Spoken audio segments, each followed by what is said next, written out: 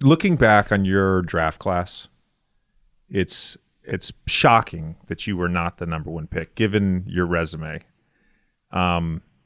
Did you care where you went in the draft? Was there like a point of pride? Because we've talked to Cade Cunningham was adamant that he would be the number one pick. Like he wanted to be the number one pick. Was it a point of pride for you to be the number one pick? Did that matter at all?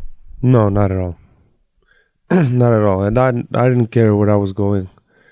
Like I didn't know any cities. I didn't know it was good city or was bad city. I was just happy to be drafted in the NBA, and that was like everything. But I think I got the best destination I could possibly get, and just to have Dirk as a mentor there is just unbelievable. Did you ever figure out why Sacramento didn't take you? No. But they said because they had Fox, so they needed a big, which I get. Yeah, I understand that. Yeah, I understand that. Your first impressions of Dallas? You'd never been to Dallas? Never. You pretty much only been to the big cities, L.A. No, I only been to Santa Barbara, and only Santa Barbara and Six Flags in L.A. Really? Seriously? Seriously. I went twice to Santa Barbara to work at P3. Okay, yeah, that makes sense. Okay, yeah. That makes sense. Great place. I've been there. I was gonna say, what was your impression of it before you got over here to play? What was your impression of the U.S. in general? But just what do you mean impression? Like how are the cities? Like, did you want to come? Like, were you looking forward to coming back? Were you just kind of like, oh, this is just like another place? Like, was there? Oh yeah. I wanted to come back. I wanted to visit a lot more places. But that time, I could just go to Santa Barbara. I was there for like 2 weeks, and on the weekend I went to Six Flags in LA. So that was it. That's everything I saw. So, anyways, first impressions of Dallas when you got to Dallas. Oh, great city, man. I always say Dallas, you have everything, but not too much. Yeah. And you have great restaurants, great people, great everything, and I love Dallas. Yeah. Was there any surprises or big adjustments you had to make when you moved here in terms of U.S. lifestyle? Or were there any big surprise adjustments you had to make in terms of lifestyle in the NBA versus lifestyle in Europe? I mean, lifestyle in the NBA is way different than in Europe, obviously. A lot more people is going to know you.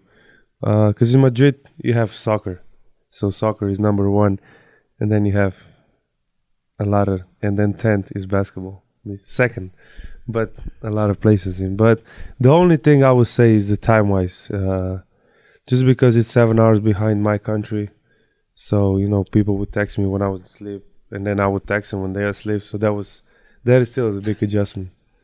Yeah, when I lived in LA, that was like half of the battle for me, was figuring out when to talk to my family because they were all on the East Coast, and that was a 3-hour time change. I know, I'm just saying, 7 hours is very significant. When I'm in LA, it's 9 hours from my country. So we were reading this ESPN article on the way over here. It said that you watched all 10 seasons of Friends at one point.